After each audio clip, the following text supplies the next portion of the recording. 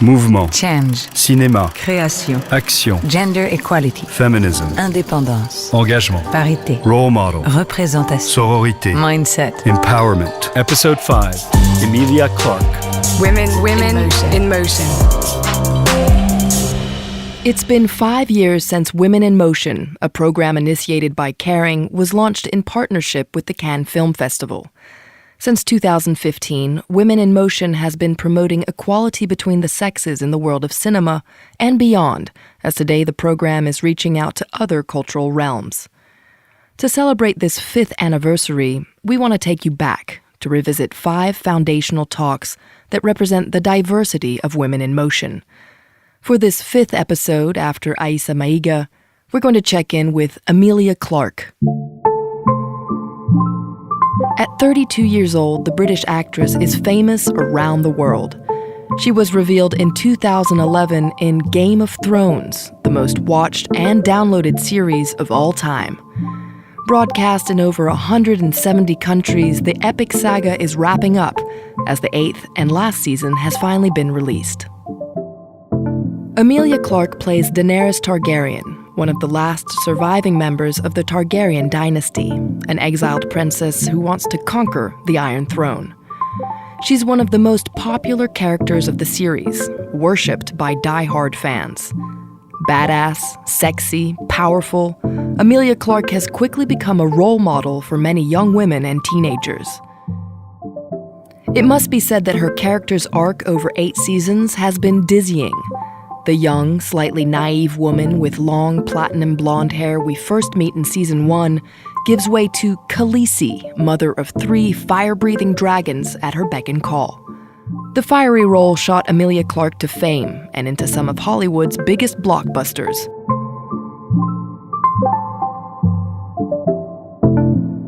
We saw her in Terminator Genesis alongside Arnold Schwarzenegger, and more recently in Solo, a Star Wars story, a spin-off of the intergalactic saga. Don't be fooled by appearances. Though she's in high demand, she's anything but consensual. In speeches and interviews, Emilia Clarke doesn't mince her words and often speaks out about charitable causes dear to her and women's rights.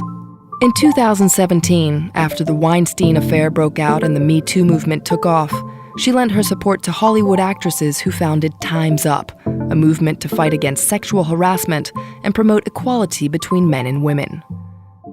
According to her, we're facing a cultural revolution, a change that will leave a lasting mark on society. After Me Too. Thing that's happening right now. And so I think people are kind of being eluded into thinking that it's disappeared when actually it hasn't at all. It's working even harder than it ever has done. Because you break the mold, that's put into place, and then there's a huge amount of work that needs to go into addressing all of the things that need to be addressed, making sure that everybody is heard in the industries that they need to be heard, and making sure that we are doing everything we can as quickly as possible, but correctly, so that this stays a change that will happen, that will stay forever. So it's really difficult because this is a problem that has been around forever. So changing it overnight is impossible. But continuing to apply gentle pressure and have this be a consistent thing that we're all aware of and the conversation just keeps getting broader, as opposed to it kind of being something that people are thinking is just going to disappear as quickly as it arrived, because it's here to stay. Change is happening, be it in mindsets or in society.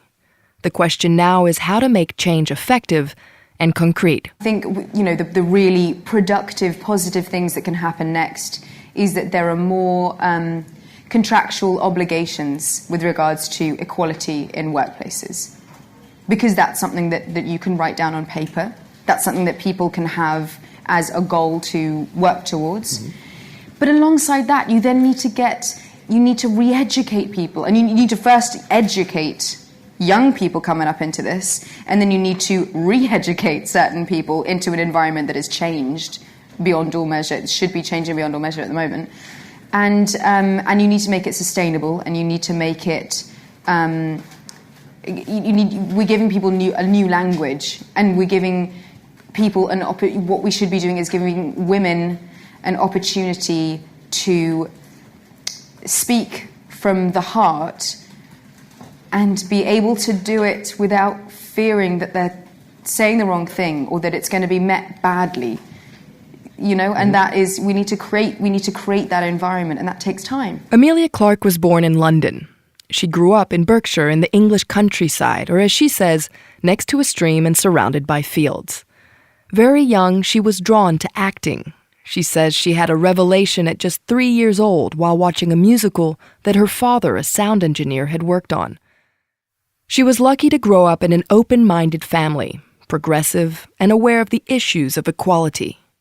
She says she was extremely influenced by the go-get-'em attitude of her hard-working mother, who started her career as a secretary in a marketing agency and over the years became a senior executive leader. Equality. I never felt like as a girl I couldn't do anything that I wanted to do because I was witnessing my mum doing it, and there was never any feeling from my dad that wasn't good, accepted, any of it. I was just incredibly fortunate to be brought up in a household that was unbelievably equal. So that was the norm for me. So I came in the industry and that was what I was expecting. And her expectations were not disappointed. In 2011, after 4 auditions, including one where she performed a chicken dance to convince casting directors, Emilia got her first major role in Game of Thrones. The production team was clear from the get-go, unlike the veil of secrecy that marked the rest of the series.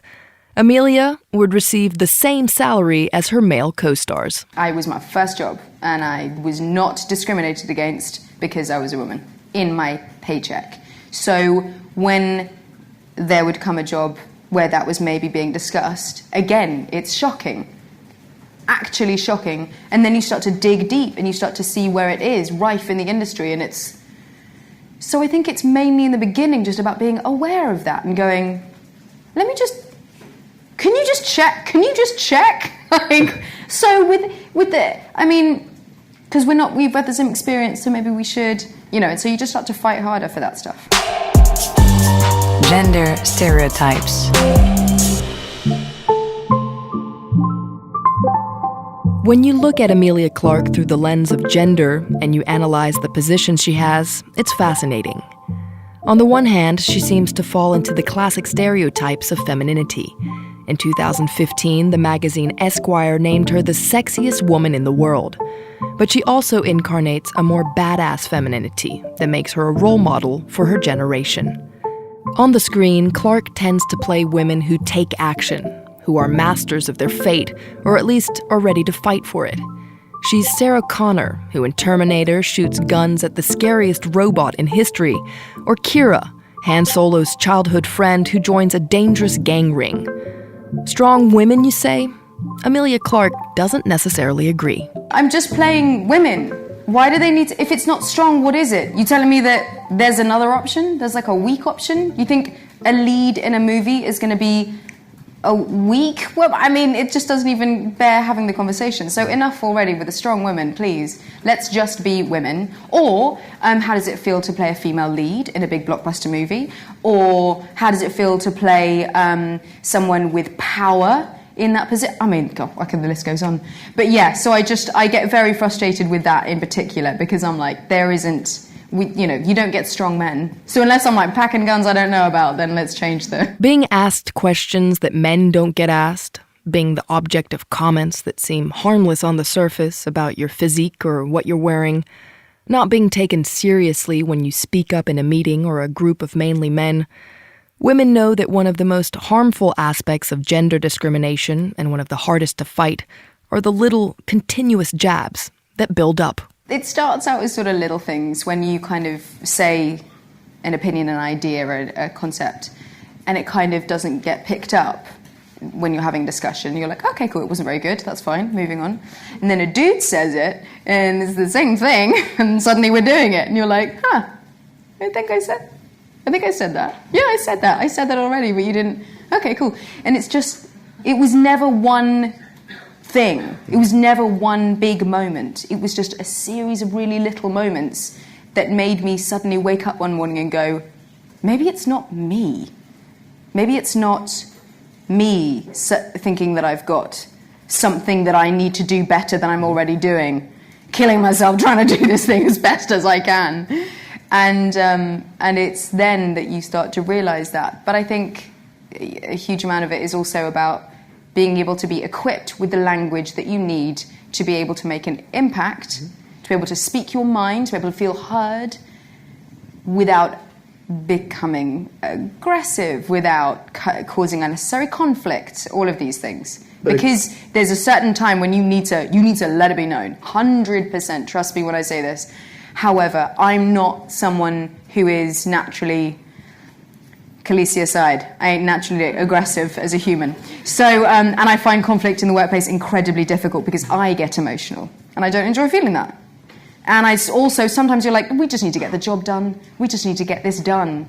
And so to kind of be unnecessarily aggressive in that space, I don't think is helpful. I don't think it's helpful to the argument. I don't think it's helpful to doing your job, and doing it as well as you can.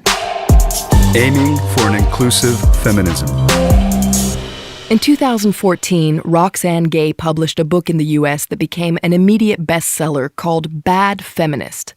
It's a searing essay written in the first person. In it, the academic, who is Black, obese, and bisexual, calls for an inclusive feminism, a feminism that's living, human, and especially not guilt-inducing. It's in that line, that same desire for forgiveness towards oneself and one's actions, that Emilia Clarke falls into today. Sometimes you wake up and you feel like you're not doing enough because there is so much to do. And I feel it personally, but I'm just one person and I'm an actor. I'm not a politician, or I don't have a degree in economy. But there are mornings that you wake up and you just think, I could be doing so much more. I could be doing so much more, and that's a consistent thought that I have. And so I sometimes feel like a bad feminist, because some mornings you wake up and you're like, I'm just gonna breathe and read the paper and just take a minute. So I think that it can get, you can put yourself under a huge amount of pressure in feeling like every single day you should be doing something that maybe you're not doing. Mm-hmm. And I think maybe there are other women that feel the same way. So I think it's just about being as impactful as you can in the moments that you can, and doing that with a whole heart and an open mind, and knowing that you're checking in with yourself when you're doing it. And when you're tired and you need a lie-in, and then to be able to take that time without feeling too awful. That brings us to the end of this 5th and final episode of this anniversary series for Women in Motion. I hope you enjoyed it, and it made you want to react and communicate about it. And maybe even listen to the 4 other episodes of this series: Agnès Varda, Jodie Foster, Salma Hayek, and Aissa Maiga. If you want to find out more, don't forget that you can find all these talks in full length and in video on the Women in Motion playlist on Kering's YouTube channel. We'll be back soon with a brand new series of podcasts recorded during the next Cannes Film Festival. See you soon. Women in motion.